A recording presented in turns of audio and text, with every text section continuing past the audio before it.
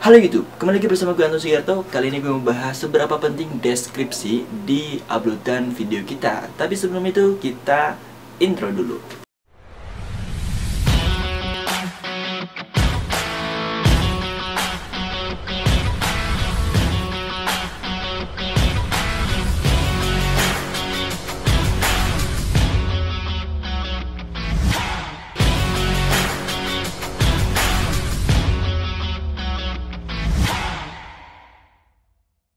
Halo YouTuber pemula, mungkin teman-teman yang saat ini ataupun yang biasa menonton video-video dari para YouTuber semuanya itu pasti ada yang beda-beda.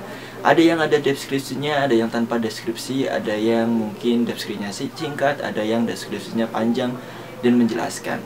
Tapi kali ini gue mau bahas soal seberapa penting deskripsi itu dan seberapa penting apakah ini berpengaruh terhadap video kita banyak ditonton atau tidak.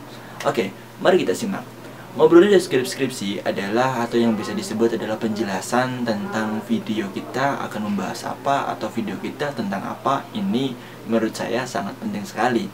Apalagi kalau ada informasi-informasi tambahan di situ yang membuat para penonton itu lebih paham terhadap apa yang disajikan oleh video kita. Salah satunya yang tadi, ketika kita deskripsi itu ada berbagai macam deskripsi yang ada di channel YouTube para YouTuber semuanya. Ada yang singkat, ada yang panjang, ada yang pendek, ada yang cuma sekedar upload aja juga ada. Tapi buat para YouTuber pemula ini sangat penting dan perlu diperhatikan. Kenapa? Karena ketika kita mencantumkan deskripsi, para penonton akan lebih tahu video kita akan menjelaskan ataupun membahas tentang apa, dan ini akan membuat channel kita, YouTube video kita terlihat lebih profesional daripada biasanya. Dan ini juga akan berkemungkinan banget buat teman-teman pada subscribe. Nah, itu salah satunya. Oke, ngobrolin deskripsi, yang paling baik adalah ada apa aja di situ nih. Kalau kita membahas soal tutorial cara setting, maka di situ juga akan pembahasan tentang gimana caranya ataupun pembahasan yang akan disampaikan di video tersebut itu apa. Contohnya video ini saya tentang deskripsi, nanti juga saya akan mencantumkan deskripsi itu apa ataupun bagaimana ataupun penjelasan tentang deskripsi itu bagaimana. Sebenarnya deskripsi ini juga akan memudahkan ataupun memberikan dari YouTube itu akan menyaring bahwa video kita itu lebih mengena gitu. Jadi di algoritma ataupun di pencarian, di kolom pencarian di YouTube itu akan lebih kuat juga, sehingga ketika kita mencari video ataupun penonton mencari video kita yang sejenis dengan kita, maka kita juga akan muncul, kalau nggak 1, 2, kalau nggak 2, 3. Antara jarak seperti itu kan lumayan, jadi bisa bersaing dengan video-video yang lainnya gitu. Maksudnya itu. Jadi deskripsi itu kalau diobrolin lagi itu perlu banget. Ketika kita membuat video itu jangan sampai kita malah nggak ada deskripsinya, itu sayang banget ya. Jadi lebih dipakai aja deskripsinya. Kemudian di kolom deskripsi itu kita bisa cantumkan link.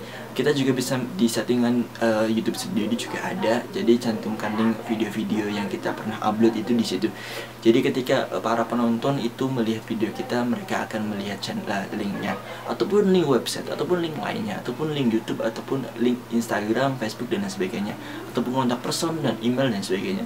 Karena apa? Karena belum tentu para penonton yang menonton video kita adalah orang-orang biasa aja. Bisa juga adalah orang-orang sedang mencari bisnis ataupun sedang ingin belajar ataupun yang lainnya, sehingga dari situ informasi kita itu lengkap. Dari situ juga ada kemungkinan besar para penonton akan menghubungi kita, bisa collab ataupun yang lainnya. Itu yang paling penting. Kemudian di situ juga ada kolom hashtag.